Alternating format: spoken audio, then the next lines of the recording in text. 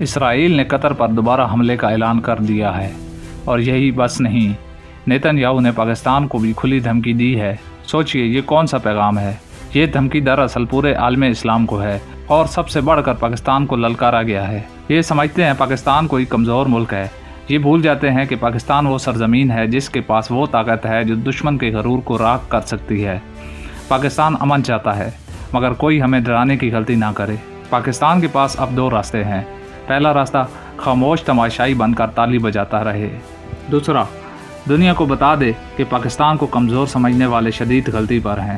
یہ وقت ہے ایک پیغام دینے کا، دشمن کو، دنیا کو، سب کو۔ پاکستان اپنی حفاظت کرنا جانتا ہے، پاکستان اپنی عزت کا سودا نہیں کرتا، اور اگر کسی نے ہماری طرف میلی آنکھ سے دیکھا تو جواب ایسا ہوگا کہ تاریخ لکھے گی۔ اب فیصلہ پاکستان کے ہاتھ میں ہے۔